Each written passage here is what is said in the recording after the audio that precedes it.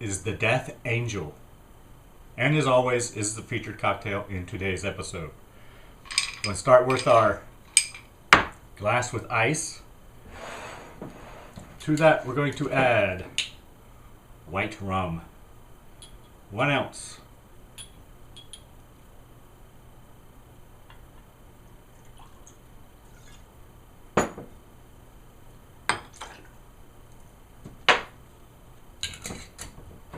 Next, amaretto. I'm using Di Sorono. 1 ounce, once again.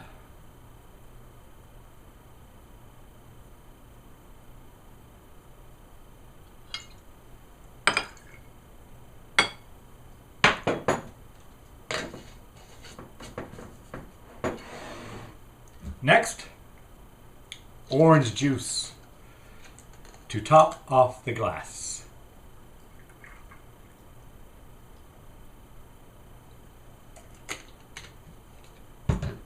Then we stir.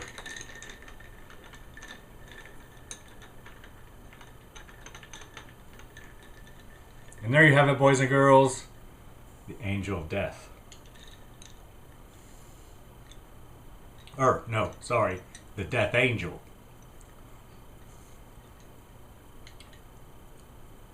Yeah. It's pretty good. Thanks for watching. Hope you enjoy the podcast. See ya. Here at the Scary Spirits Podcast, we love a good devil worship film, especially if it stars Christopher Lee. And if it's a Hammer film, bonus. This week's movie, The Devil Rides Out, from 1968, checks all the boxes. But hold on, friends. There's a twist. A rather big one. Christopher Lee is the good guy. I know it's a lot to take in, but I like the switch up. First, because he looks like he's really enjoying himself in this role.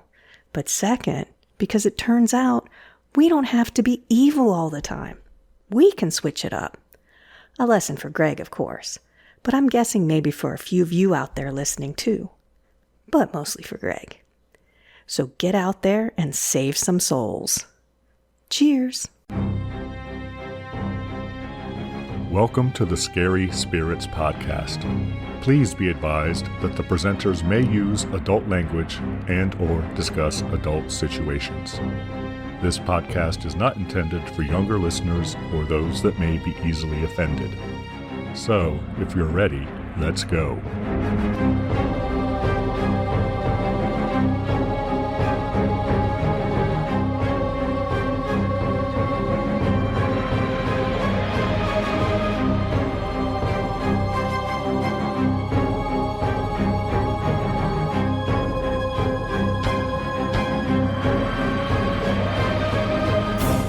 Hello, boys and girls. I'm Greg. Hi, everyone. I'm Karen.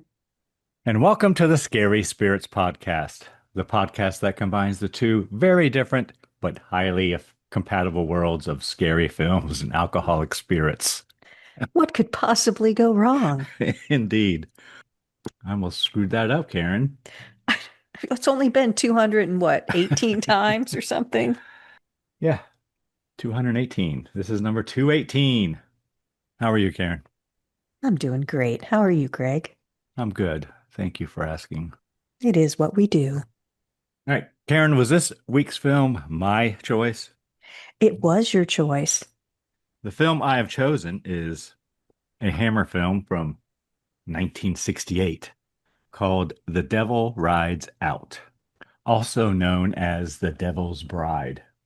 Which title was in America? The Devil's Bride? Yeah. I wonder why they do that. Don't know. I mean, you could see if it was in a different language and they translated it slightly different or something, but... Yeah, I don't know. And the only reason I chose it is because it's a Hammer film that stars Christopher Lee. And I really wanted to see it. It's been on my list for quite a while. It's not easy to find. I wonder why that is. No, it is not. Yeah, I originally had a link to like Daily Motion or something. That has a lot of commercials. I found like a long time ago, right? Yeah. And I went to I went to go there and it said the film has been deleted. It wasn't Yeah, I there. think I went So and I looked had because to, I think I did that link too. And then there's a couple of bloggers who I think were watching it but commenting during yeah, it. I found one of those. yeah. And I watched it on archive.com, but it was even hard to find on there. I had to Archive.org. .org, sorry. Yes. And I had to dig a little bit to find it. I found it on some site I probably should not have been on, Karen. It had lots of weird letters and things on it. Oh, well, hopefully, Think it's from overseas somewhere. because it didn't pop up right away on archive, but I did find it eventually. I kept digging. A lot of trailers, just the trailer of it. And I don't know why it's buried. Yeah, I don't know. I have a cocktail as well, Karen. Excellent. What did you choose? Cocktail I have chosen is called the Death Angel. Very nice. Yes, It's see what I good did too. there? I did. But I don't know why it's called that because it's I don't either. delicious.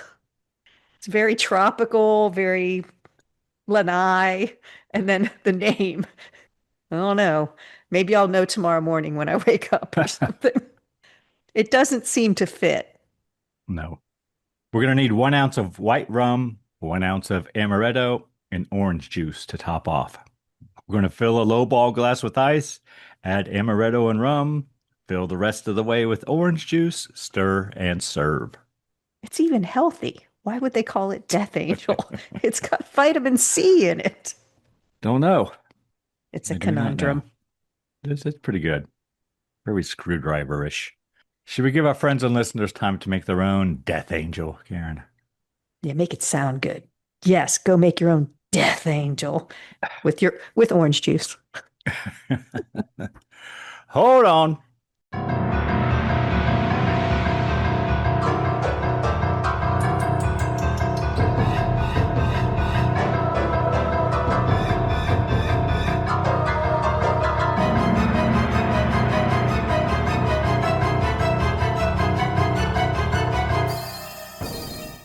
And we're back. Yes, we are. Karen, might you have a brief synopsis of this film for us? I do. Go on, tell us all the story.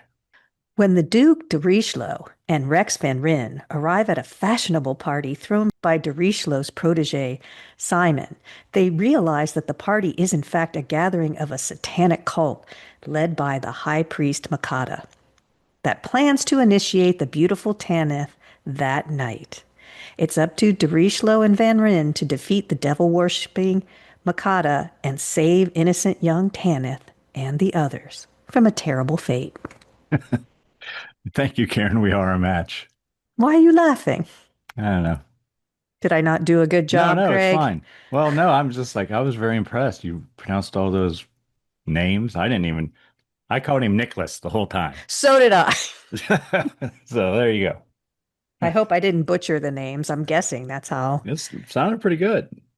All right, Karen, tell us everything you really enjoyed about this film from 1968 from Hammer Productions, starring Sir Christopher Lee.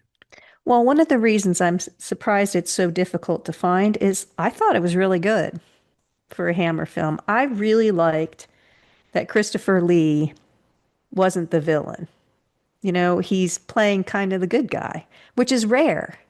He's got the Peter Cushing role in this movie. And I liked it. I liked how they switched it up. We get to see him act and be the good guy. So I really like that.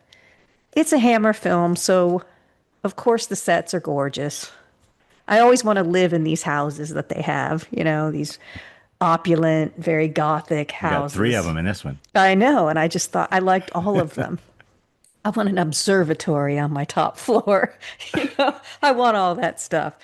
There's some cool camera Gonna angles. put a goat head in tile in the Well, floor no, here. I'm not going to do that. There's some good camera angles once in a while. Lovely countryside. Story's pretty good. It's different. Not something we've seen 100 times before, really. That's all I have written down. I will say that I thought Makata who's that Charles Gray? Mm-hmm. He looked like a very intense, evil Harvey Korman. Remember him Yes, I from the remember Carol Harvey. Burnett show? Is that right, Harvey Korman? Yes. That's who he just kept. I kept flashing to him every time I saw him. It was just kind of funny for me. We've done other films with him in it, haven't we?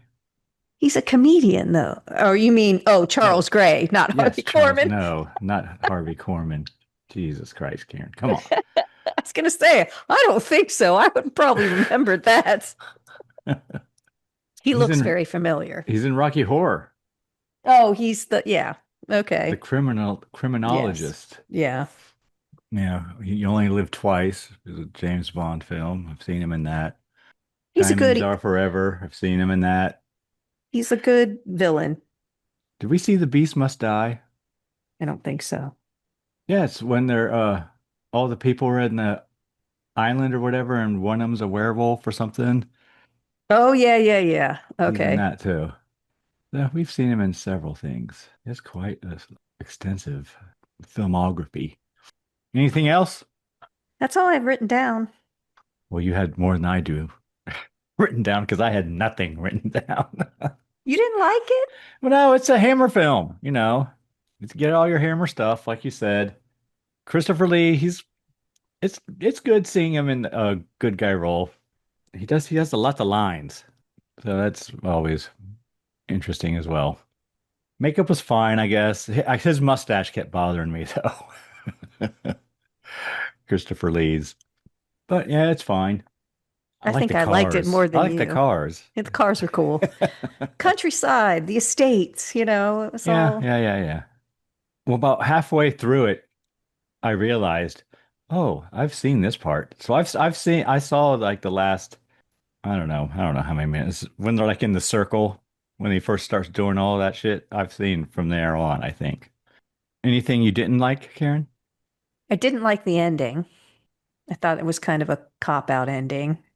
I didn't, there were like some big plot. I don't know. Like they're in the circle. I know you don't know what we're talking about right now, but unless you've seen it, but they're in a circle, all the adults, and they just leave the butler with the kid, and the devil's coming. And you're like, there's no way I would have left my kid unprotected and out of the circle. Like things like that. Also, we meet Christopher Lee as the Duke, and he's this normal run of the mill guy, but I've dabbled a little in the dark arts, and he knows everything. Everything they need to do, every incantation he needs to say. It's like just introduce him as an expert that comes in or something. It was kind of all of a sudden, it's like, oh, wait, my nephew's been taken by these satanic people. It's not, oh no, what should we do? He's like, I know what to do. It was just kind of, I don't know, disconcerting that they didn't just introduce him as the uncle who knows the dark arts or something. I mean, he's the good guy. It was much more religious than I thought it would be, especially at the end. It is good versus evil, devil versus God, but they're not usually that blatant, I don't think. And I found it a little too much, too far for me, but that's just me. There's some like not great effects, but it's, the 70s. It's easy to look back, as we always say, and say, oh, those suck. But did they suck for the time? Who knows? I don't know. Sometimes there's a little, Christopher Lee overdoes it a little bit, I think. But I prefer him in this role than I know it's going to make some people mad, but I don't particularly care for him as Dracula. And so to see him, I liked him in this better. He just doesn't look miserable. He looks miserable every time he plays Dracula to me. Like he just doesn't want to do it or something. And this, he looks like not he's having fun or whatever. He just has a different, for lack of a better word, aura about him. He's easier to watch in these for me. But he does go over the top at a couple of times where I kind of laughed when I don't think I was supposed to. Is there anything you didn't like? Well, it's from 1968, so Oh, 68. I kind of found the shots of them driving through the countryside rather humorous, actually. Because they look like they're going about 100 miles an hour. Yeah, but I'm talking about when we see them in the car, the shots Oh, from in the inside car. the car Yeah. when the video is going on behind them or whatever. Or they're in a early version of a green screen or something. I don't know. But that's very of the time. It is.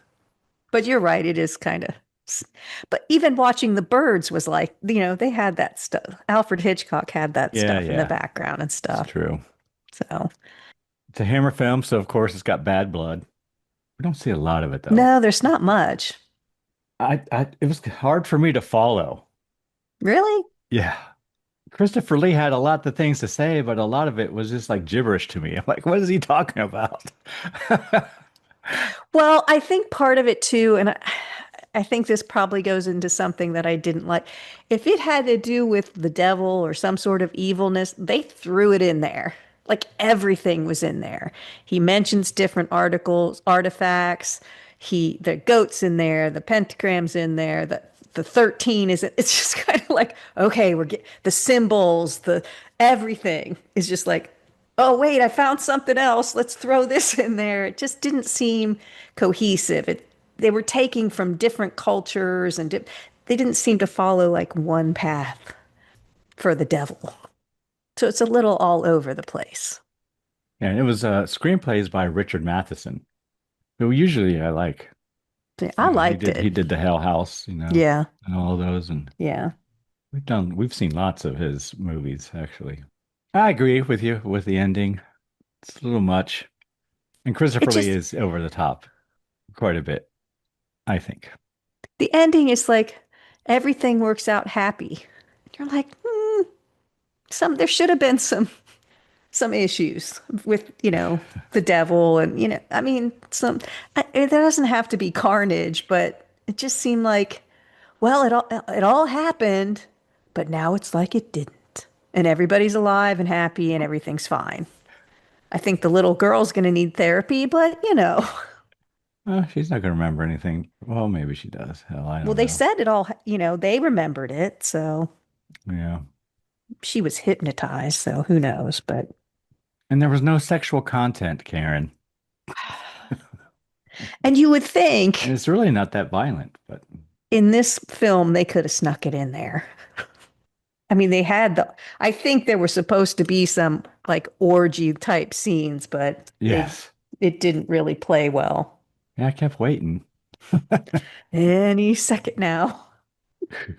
At least one of those women could have like just undone her robe, whatever. Christopher Lee has said that this is his favorite of all of his films he's ever done. He looks like he likes it. Yeah, I think he really like pushed them to do it. It was based on the novel by Dennis Wheatley. And we've done another film based on one of his books too, I remember. Hell, it might have been Hell House. I think, isn't it? Maybe that was Richard Matheson. That's who it was. Oh, that's But he has a whole Duke de whatever his name is series. Duke de Richelieu. Yeah, sure. Yeah, so yeah, it's fine. I think I liked it more than you did. Oh, To the Devil a Daughter. That had the Duke in it? No, but Oh, he wrote that he also. wrote that as well. So he likes the devil. Yeah, he has First a he whole gave him a bride, and then he's going to give him a daughter. yeah, he did a lot of occult books. So yeah, we all have our thing, Karen. We all have our thing. It's true. I think that's all I have. What kind of cocktail rating you want to give this film, Karen? Well, I consider it a low two, but I'm thinking you think it's a three. So, and Oh, it's definitely a three. I'm fine with a three. I liked it. I see that. I'm glad you liked it. This is one my mom and I would have sat and giggled and probably quoted things from later. Oh yeah, you've been reciting some of those. No, but it's another film where there's Latin and Greg's going to say, "What does that mean?" And I'm going to say, "I'm not going to tell you." Although Christopher Lee is repelling evil with it, so Yeah, there's a I, lot I in it. I just liked, I think, him playing a different role and being the good guy. He's rarely the good guy in the Hammer films. True. He's rarely a good guy in any films. It's true. Well, he was kind of a he wasn't a bad guy at least in the man with two faces or whatever that one was. Another Hammer film. Don't remember. This might be the film he has the most lines in, except for maybe the Rasputin one.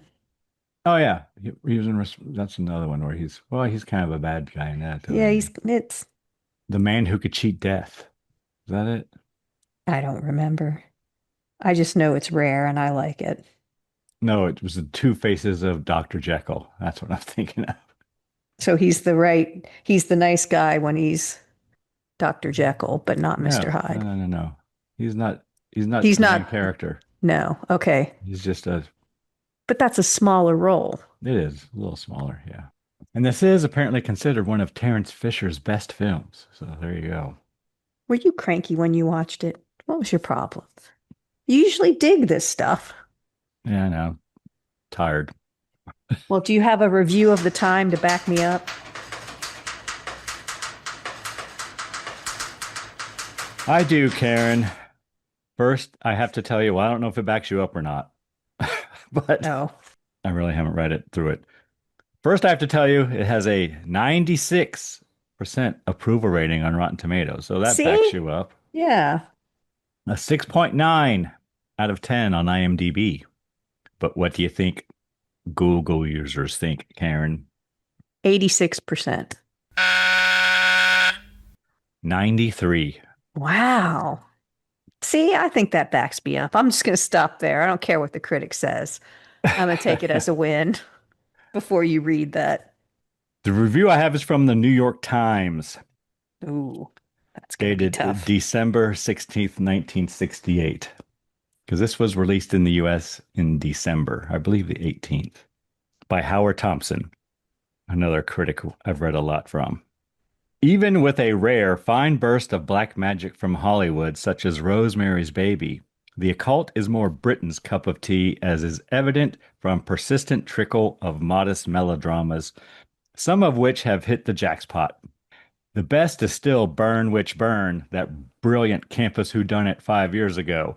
The runner-up remains the more recent The Devil's Own, with Joan Fontaine scared out of her wits in a genteel village.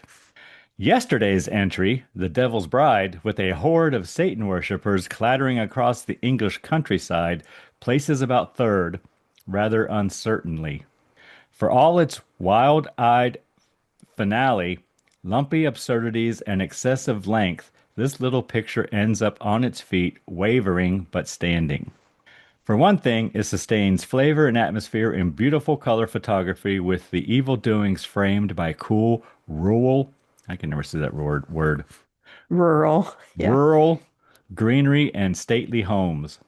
Under Terence Fisher's direction, in fact, the first 20 minutes are dandy, as a steely aristocrat played with suave dignity by Christopher Lee tries to outwit the evil ones on their own terms and have some friends and relatives.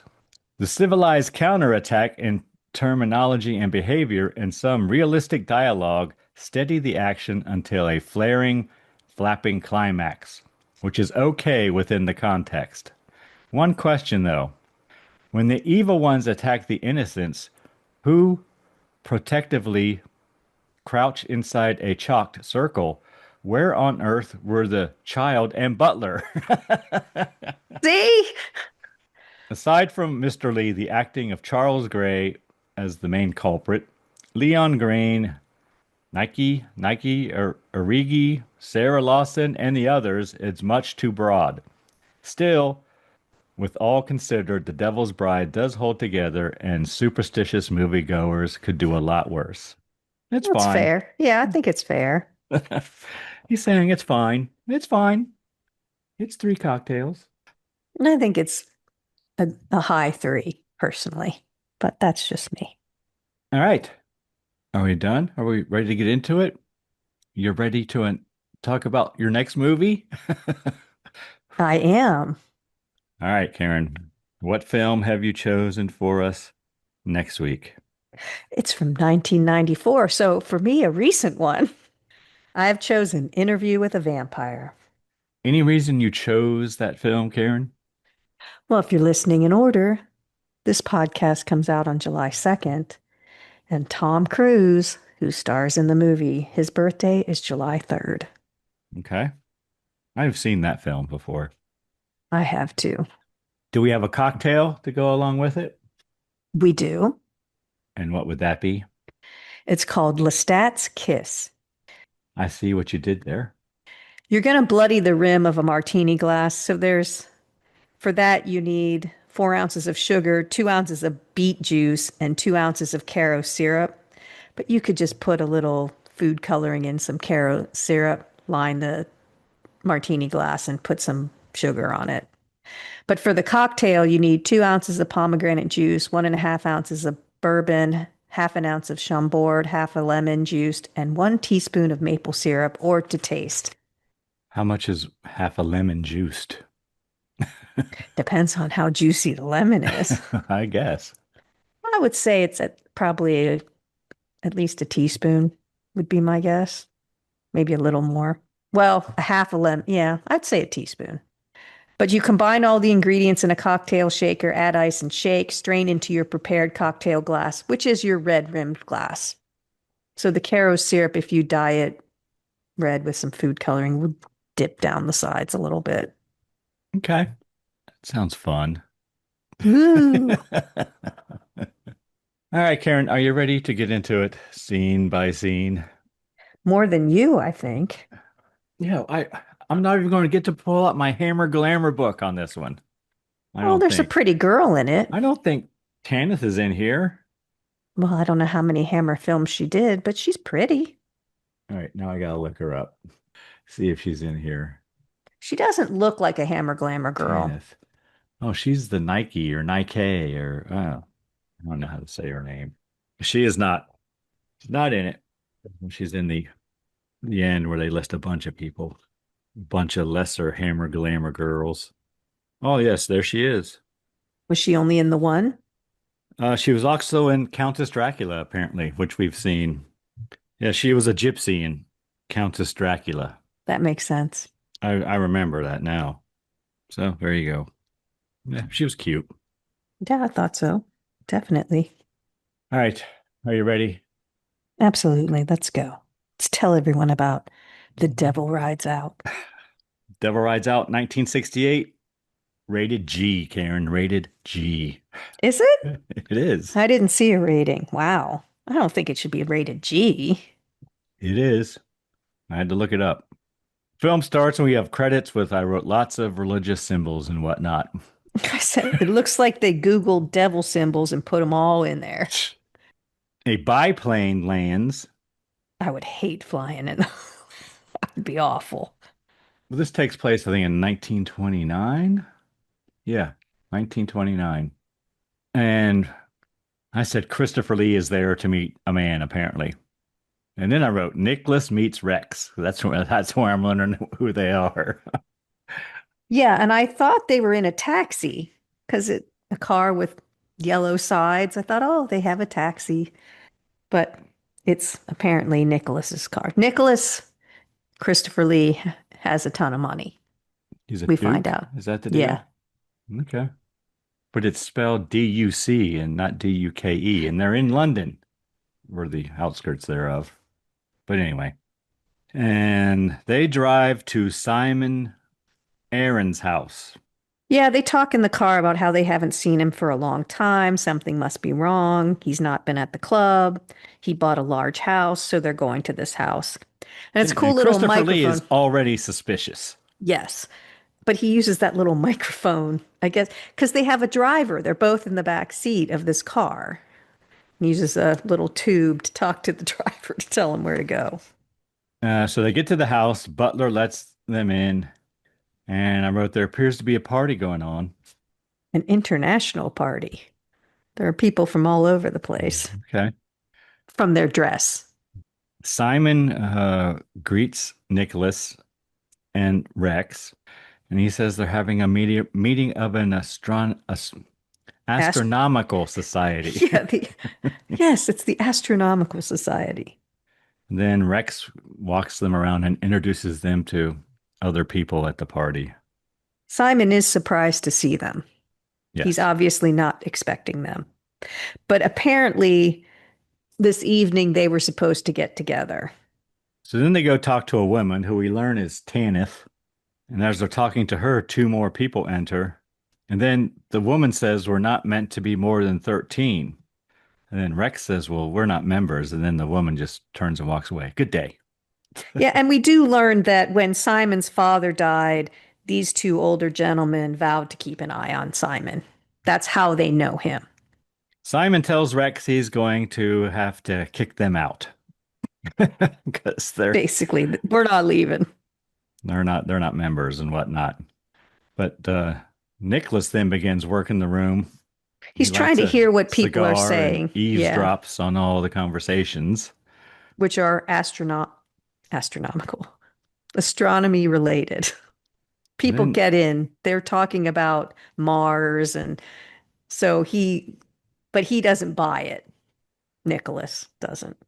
so then Simon goes to escort them out, but Nicholas says he saw his observatory and he would like to look through the telescope, and so he heads upstairs.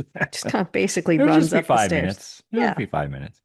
They enter the room and Nicholas looks around. Nicholas hears a sound and opens a door, and in the closet he finds two chickens, And a white one and a black one. yes, and he notices that there's middle age because Simon's like, it's just middle age decor. There's a big goat on the floor, and there's kind of not panels. What do you call them? Tapestries. Tapestries, yeah, that are kind of demonic looking. So, but I don't know why. So one of the things I don't know is why does Christopher Lee immediately know that something is wrong? Like he walks in the room and Because he's he's like, an expert, apparently, Karen, like devil you've already worshippers. said. Like he immediately thinks, Yeah. like walking into one of your parties, Greg, someone would go, devil worshippers. He apparently knows enough that, there's only 13 and whatnot. And I think, well, that was one of the things that tipped him off for sure. then Nicholas accuses Simon of dabbling in black magic. Nicholas tries to Very get Simon. dangerous game, you know.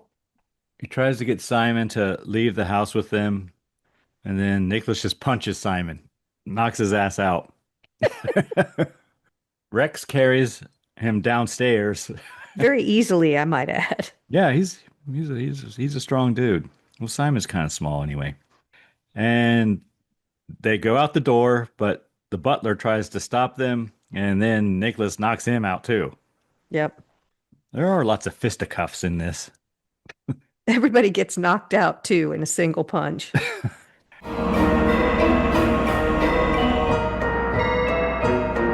Hey, you're already halfway through the podcast. What do you think? If you like what you hear, can you take a minute and follow us on social media? At Scary Spirits Podcast. We're on Instagram, Facebook, YouTube, and Twitter. Thanks so much for listening. Now let's get back to the show.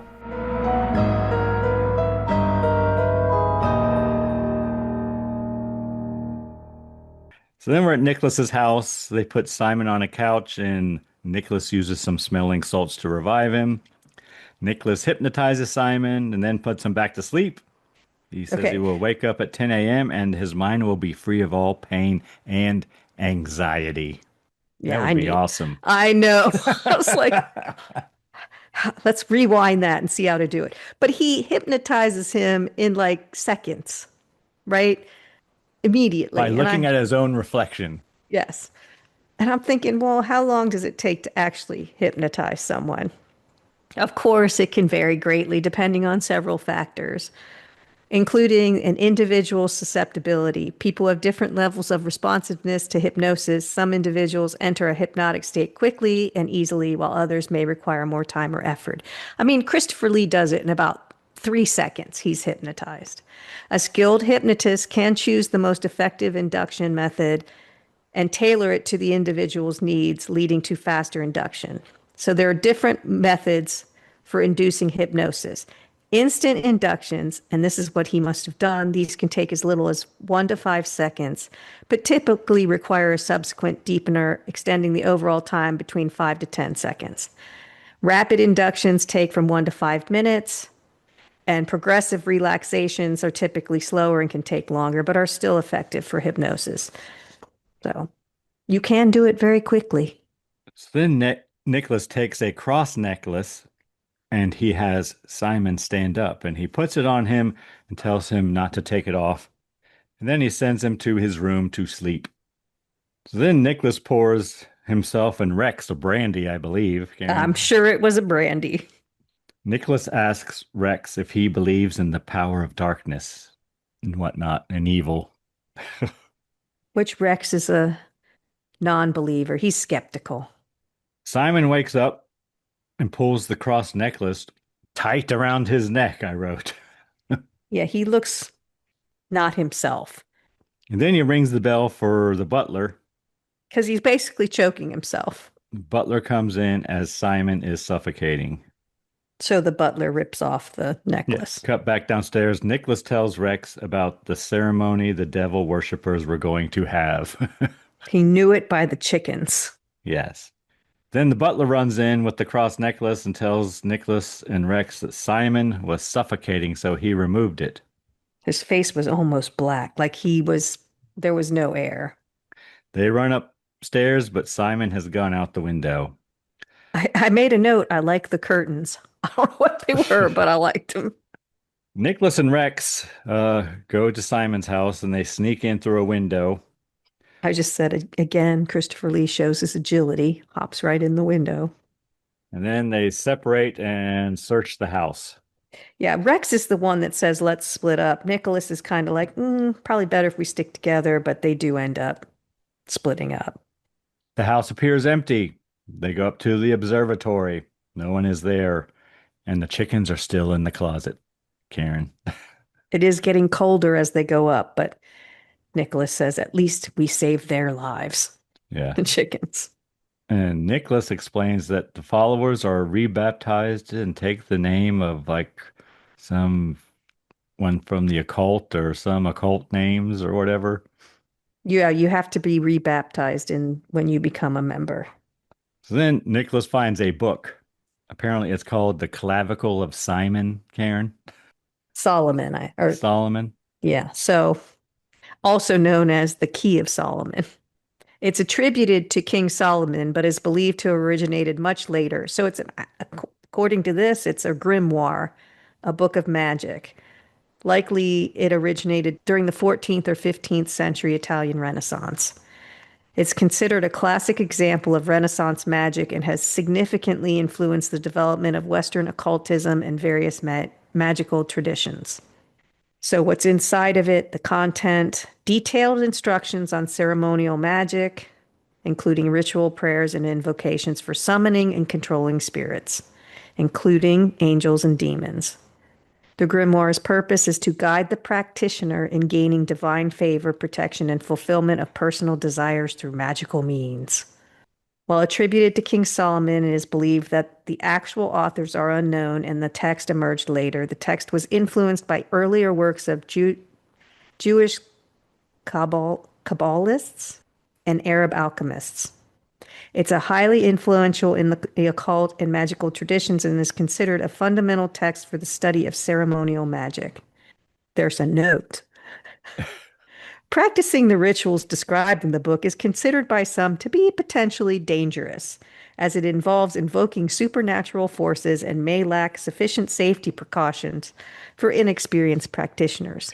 In case you all are thinking of going to the library and checking out I was the Key of actually. Solomon, beware. All right. Thank you, Karen. The lights dim and then it gets cold.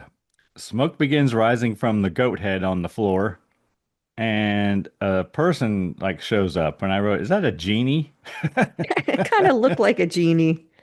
Nicholas tells Rex not to look at the guy's eyes. Rex does anyway, and he walks towards the person. Nicholas tries to stop him. Then Nicholas says some Latin and throws the cross necklace at the man, and he disappears and they run out. Rex doesn't do what Nicholas says a lot, but he's hypnotized by the eyes. So he's not walking towards him on purpose. He's controlled by the spirit. They drive away, and Nicholas talks about Makata, who's like the leader of this cult or whatever. And then it's like, oh my God, what is the date today? Well, it's April 29th. My God, man, do you know what that Yes. means? Oh my God. It's Tomorrow May is the Day. eve of May Day. So if Simon is baptized in the next 24 hours, though he'll be lost to them forever. And we need to find the girl. So I think Rex mentioned somewhere before this that he's seen the girl before, Yes. When they first meet, he says, I think we've met before. but he knows her from somewhere. Next morning, Nicholas wakes Rex up and says he found Tanith in a hotel. He's been driving around to all the hotels in London all night long, Karen, No, looking he for was calling her. them. Oh, was he? Yes, he was sitting at his desk on the phone. All right. He has Rex go and stay with her and keep her away from the devil worshippers. He must go by himself because Nicholas has to go to the museum to look at some object. I think he's going to do some reading. So let me I'll get this out of the way here too. Nicholas thinks that Tanith has already been baptized in the church and changed her name because Tanith is a Carthaginian goddess. That's what Tanith is, also known as Tanis. And he mentions she's the moon goddess. She's a celestial goddess who ruled over the moon and the stars. Her symbols include the crescent moon, the dove, grapes, and the pomegranate.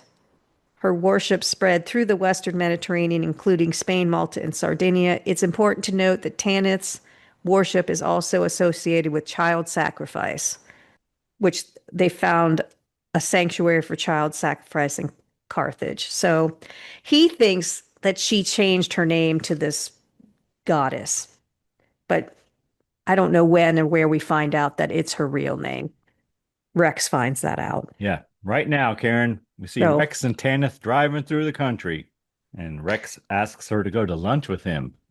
it almost seems like he kidnapped her a little bit. Yeah. But Nicholas told Rex to keep Tanith busy, get her away from all of this, and take her to the country estate. She wants to be driven back to the hotel. He refuses. She tries to jump out of the car, but Rex grabs her, and then Rex questions her about Makata. Tanith says she was meant to be baptized that evening at the ceremony. And then Makata comes to her through the rearview mirror and speaks to her. There's a lot of eyeball acting in this one because you see him in the rearview mirror. You see his eyeballs talking to her telepathically. So then we see Rex and Tanith arriving at the Easton house for a picnic.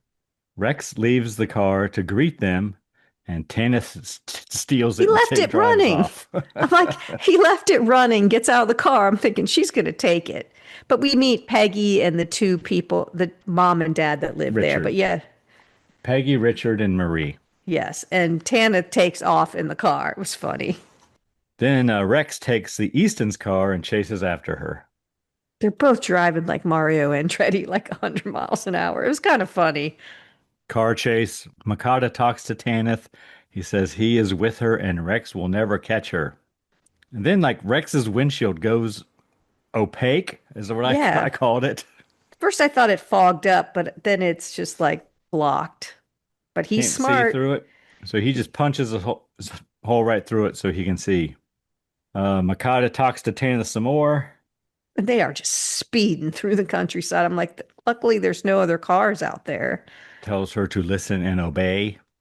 And then as she drives past, a smoke screen comes up and Rex drives into it and crashes the Easton car. Yeah, into a tree.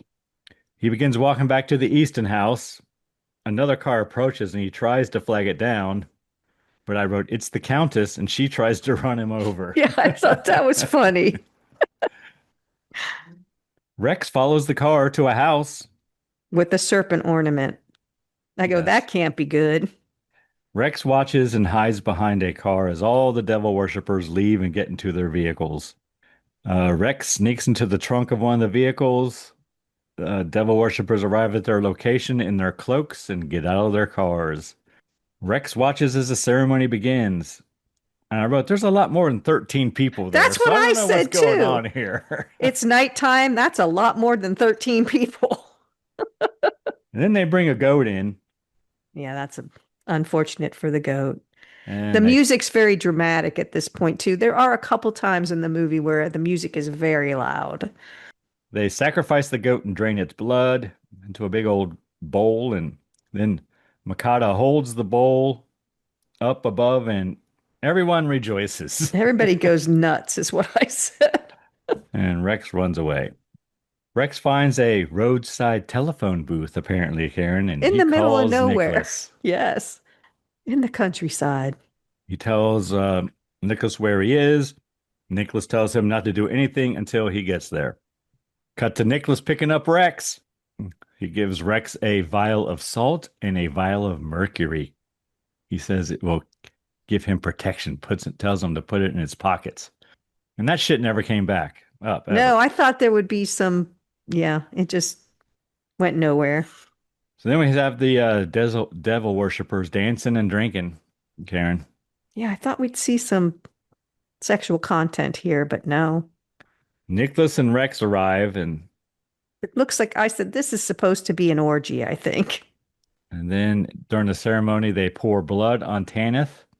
And then a goat man appears, the goat of Mendez, apparently, Karen, Oh the yeah, devil himself. I looked that up. My search history this week is whew, I got some dings. The goat of Mendez refers to a figure rooted in ancient Egyptian mythology. See, they're pulling things from everywhere, right? And later incorporated into occult and Western esoteric traditions. It is associated with the city of Mendes, the Greek name for the ancient Egyptian city of Djedet, I don't know, where a ram-headed god was worshipped. The god was later reimagined in various forms, including as a goat-headed figure and as a symbol of balance and duality. Baphomet.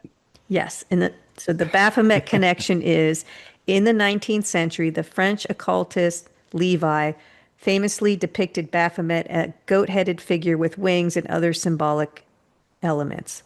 Levi's depiction is often referred to as the goat of Mendes and is considered a key symbol in various occult traditions.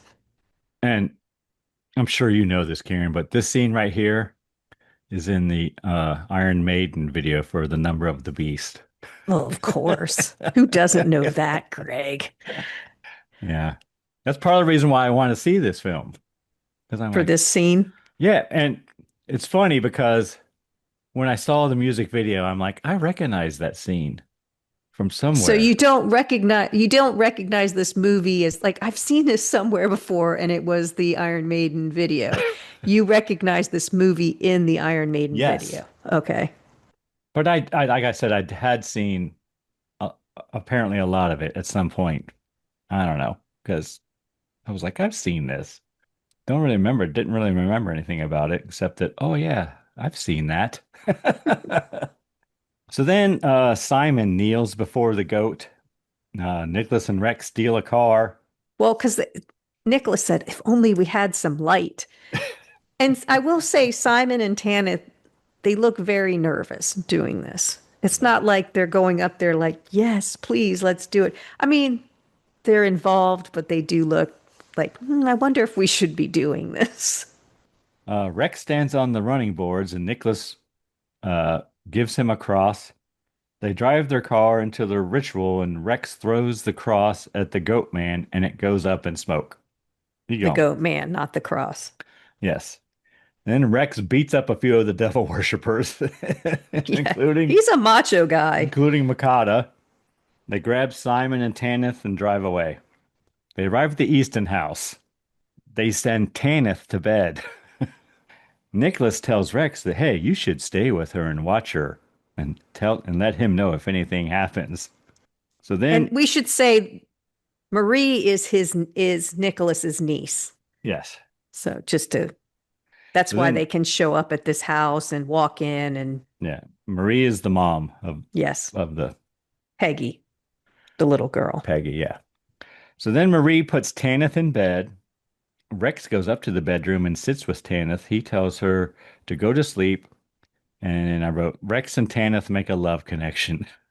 Downstairs, Nicholas explains to the Eastons that they can't eat or have any alcohol that day. Which again, we get no more explanation than that. No. Like, I will say in this movie, Rex is a good, because he's skeptical, Nicholas has to explain everything to Rex. And that's usually how we get our information. Nicholas talking to Rex, because Nicholas knows everything, but Rex knows nothing. So that's how we It's gain a lot like information. Sherlock Holmes and Watson in Yeah. that respect. Right. And so I was surprised when he said this, we didn't hear why. He didn't say why, did he? Because I didn't catch it if he did. No, I didn't catch it. Like I said, he says a lot of gibberish, so I don't know what he's saying half the time. So then Nicholas drives away. He's got to go. Yeah, we don't find out where he goes or what he did. And he's still in the stolen car. Yeah. Makata drives up to the house in Nicholas's car. He enters the house and asks to see Marie. Marie agrees to meet with him in the library. And she knows who he is Yeah. because, Nicholas has informed her. Makata says he is there to give Nicholas his car back. Makata says Tanith and Simon are as close friends of his. He asked to take them back to London immediately. Marie tells him that is impossible. And she's holding a doll. Did you notice she was Yes. holding a doll? And I didn't get that. Why was she holding a doll? I don't know. It's weird. Maybe it shows vulnerability on her part or something. I don't know. I don't know. It was Childlike. weird. Makata stares at Marie and talks about magic. He hypnotizes Marie and he takes control of her. And Marie tells Makata where Simon and Tanith are. Makata summons Tanith with his mind. Tanith takes a knife from the wall. Conveniently, Yeah, there's weapons on the wall. and then we cut to Simon, and he's rolling around in his sleep too, and he tries to strangle Richard. Tanith is going to stab Rex. Both Simon and Tanith have someone in the room with them who are about to get killed because Mikado is controlling Marie. Although I don't know why he had to do it through Marie, unless he's just making her stay on the couch while he does this to the other two. I didn't quite understand what was going on there, but And then the little girl Peggy enters and yells for her mom, which breaks her out of her trance. And Marie tells Makata to leave the house immediately. he does because the butler says, "Let's go." Mikada's like, all right, all right. I'm thinking But he could take over very easily here. The butler's an old man, it's kind of funny. yeah, Makata leaves, but he does say something will be back that night. Tonight, yes. Marie goes to check on Rex. They find that Tanith is gone because Rex fell asleep. Rex runs outside and chases after her. Tanith tells Rex that Makata was there and that she tried to kill Rex. And she does not want to go back to the house. She's afraid something bad will happen. She doesn't want to hurt anybody. Rex agrees not to go back to the house. He says they will find someplace safe to stay until morning. Nicholas arrives back at the house.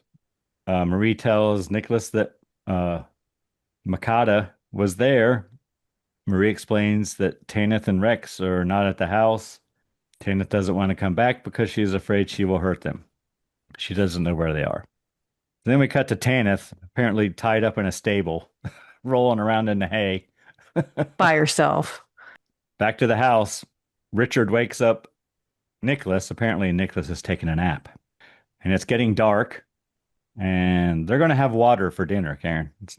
So then we cut back to the stable. Rex removes Tannis's gag around her mouth.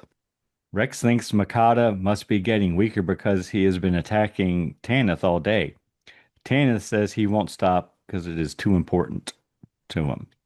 In the library of the house, Nicholas has all the furniture removed and he makes a circle in the floor. With chalk, yeah. With chalk and lots of words.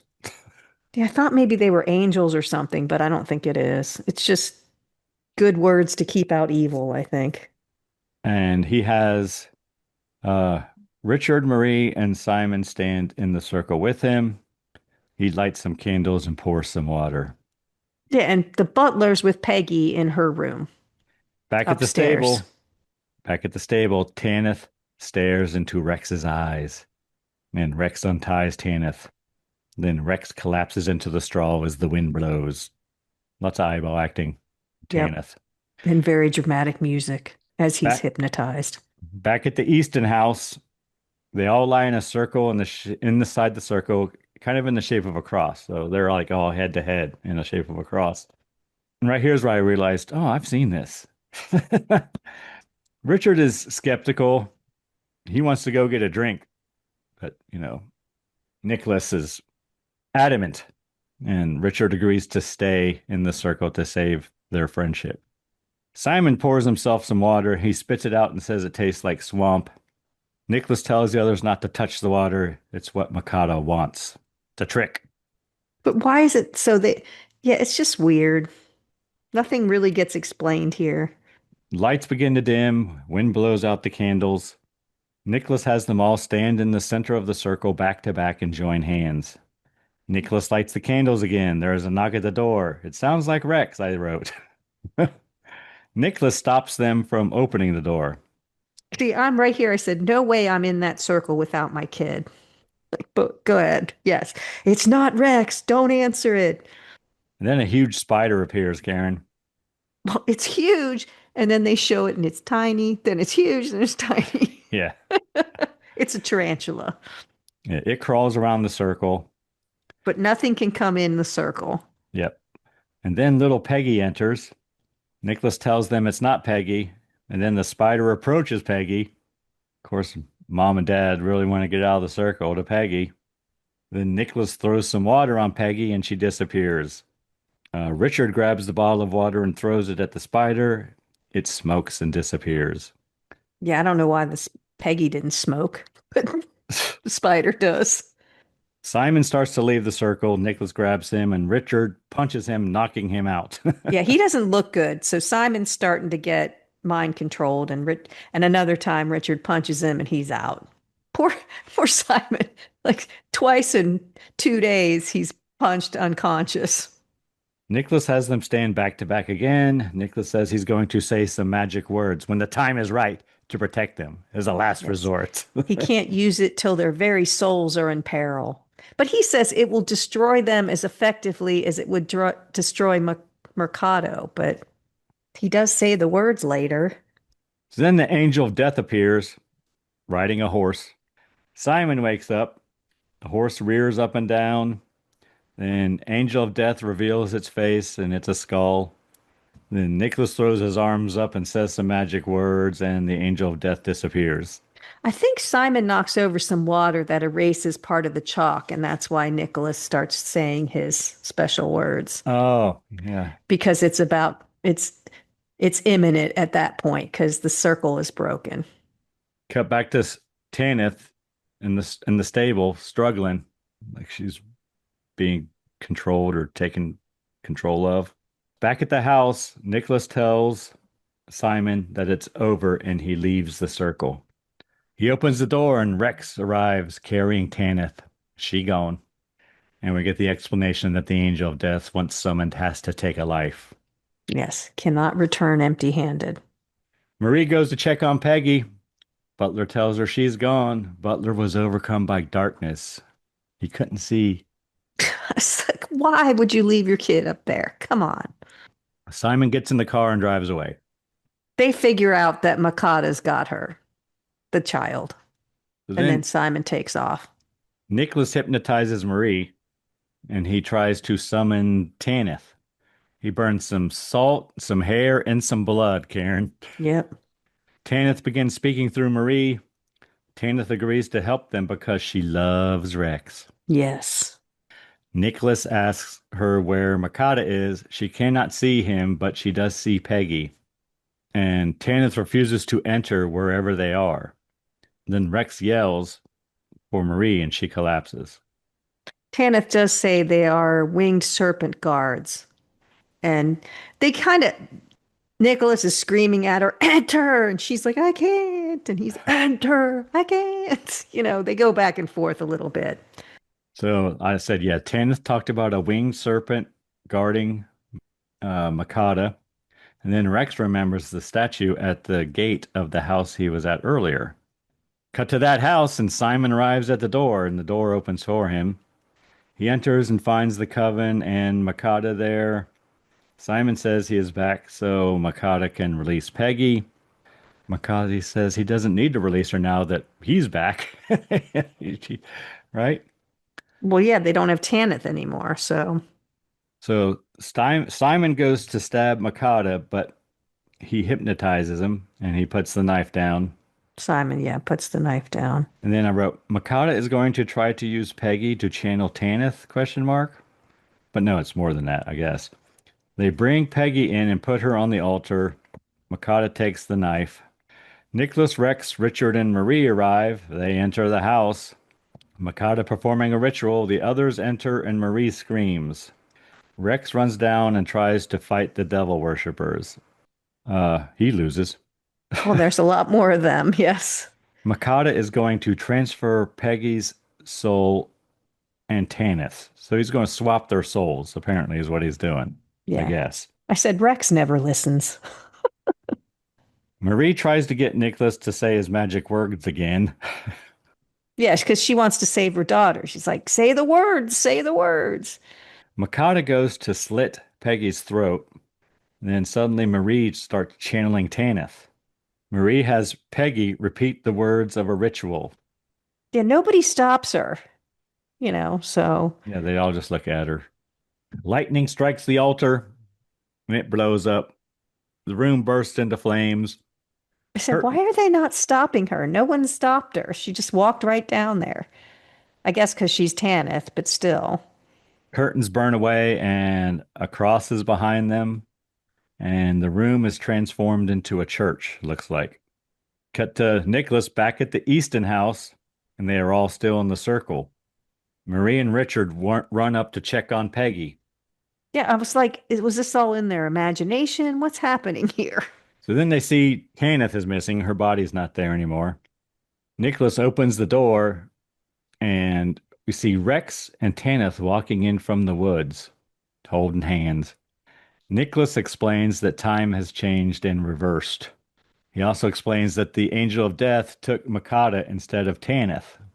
Yeah, everything has happened, but not happened. And time was reversed for us.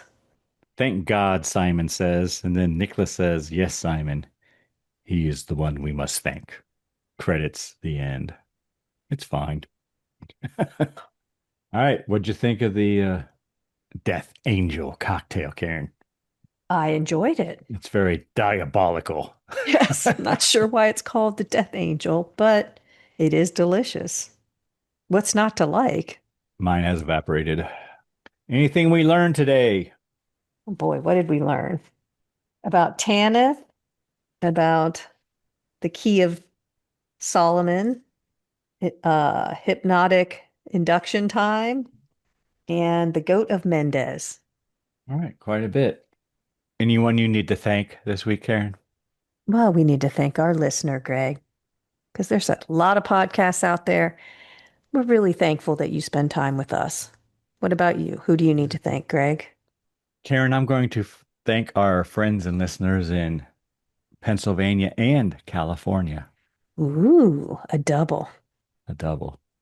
They were neck and neck. And of course, the band Verse 13 for providing all the music in the Scary Spirits podcast. The music definitely makes the podcast better. Anything else, Karen? Please drink responsibly. Yes. Thanks so much for listening. Want to keep in touch? Check out our website, scaryspirits.com. Follow us on Facebook and Instagram at Scary Spirits Podcast. Find us on YouTube at Scary Spirits Podcast. If you have questions or comments, you can email us at info@scaryspirits.com. To help us grow the podcast, you can leave us a review on Apple Podcasts. We really do appreciate your support.